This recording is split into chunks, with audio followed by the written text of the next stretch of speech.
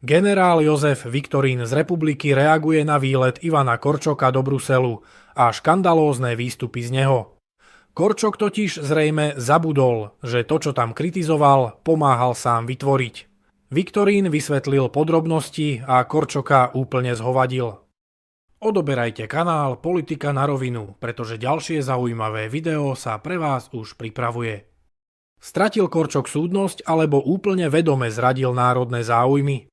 Ivan Korčok v Bruseli opäť ukázal, koho záujmy v skutočnosti zastupuje. A naše to isto nebudú. Jeho vyjadrenia boli, v kocke povedané, len nekonečným zoznamom útokov na vlastný štát. Síce neprekvapil, ale človeka takéto správanie aj tak vždy zarazí. Podľa neho Ukrajine nepomáhame, vraj ju nútime prepravovať ropu cez družbu a sankcionujeme ju elektrinou. Skutočne si každou vetou triafal do vlastného kolena. Ale to najlepšie prišlo na záver. Korčok sa stretol s komisárom pre obranu a bez myhnutia oka skonštatoval, že obranná politika Slovenskej republiky je zlá.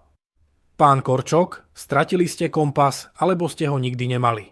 Alebo vám cudzie ambasády napísali obsah a vy ste boli v Bruseli zahrať povinné divadlo, aby spriaznené progresívne médiá mali o čom písať.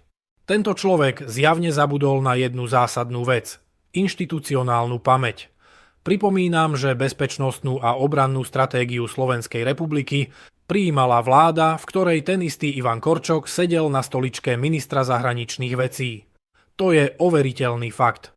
Vtedy tam zrejme len ticho sedel a bez uvažovania poberal slušný plat. Ak by to tak nebolo, musel by si to pamätať. Alebo aj si to pamätá, ale aktuálne zištne verejne deklaruje úplne niečo iné. Dnes, keď už nekandiduje a mudruje z Bruselu, je všetko zrazu zlé. Vtedy nebolo. Záhada. Vlastne, toto nie je záhada. To je jeho a ich štýl manipulovať.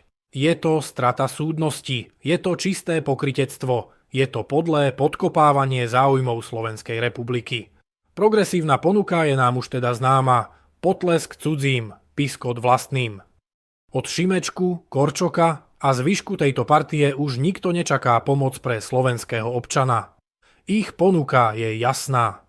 Obhajoba ukrajinských záujmov nad tými slovenskými, servilnosť voči bruselskému establishmentu a postupná zrada národných pilierov.